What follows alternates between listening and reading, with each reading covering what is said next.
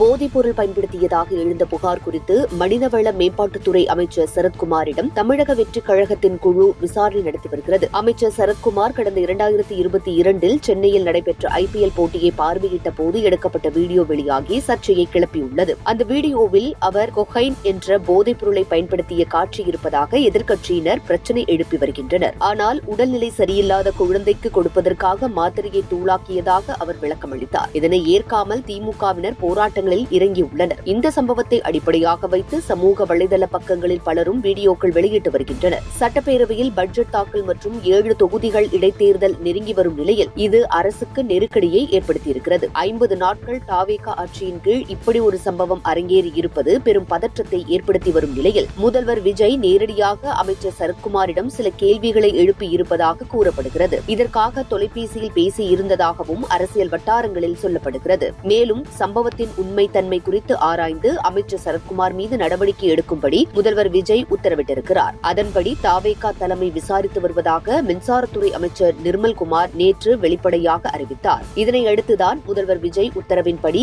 2 MLA-க்கள் மற்றும் 2 மாவட்ட செயலர்கள் அடங்கிய குழுவினர் அமைச்சர் சரத்குமாரிடம் விசாரித்து வருகின்றனர். அவரை நேரில் அழைத்து ஆதாரங்களை சமர்ப்பிக்கும்படி கேட்டுள்ளனர். ஸ்டேடியத்தில் அவரது குழந்தை இருந்ததற்கான போட்டோக்கள் இல்லை. விசாரணைக்கு குடும்பத்துடன் நேரில் ஆஜரான அமைச்சர் சரத்குமார் தன் குழந்தை மீது சத்தியம் செய்து தனக்கு போதை பவுடர் பயன்படுத்தும் பழக்கமில்லை என்று கூறி அழுததாக தாவேகா வட்டாரங்களில் சொல்லப்படுகிறது. இதனால் அமைச்சர் சரத்குமாரின் நெருங்கிய நண்பர்களிடம் இந்த குழு விசாரணை நடத்தி வருவதாகவும் குற்றம் நிரூபிக்கப்பட்டால் கட்டாயம் பதவி பறிக்கப்படும் சூழல் உருவாகும் என்றே சொல்லப்படுகிறது. இதன் மூலம் அதிமுக MLA-க்கள் ராஜினாமா செய்த தொகுதிகளுடன் இணைந்து தாவேகா வென்ற தொகுதியிலும் இடைத்தேர்தல் வருவதற்கான வாய்ப்புகள் அதிகமாக இருப்பதாக கூறப்படுகிறது. தற்போது அமைச்சர் சரத்குமார் கடலில் குளிர்பானம் அருந்துவது போன்ற வீடியோக்கள் வெளியாகி சர்ச்சையை கிளப்பியிருக்கிறது.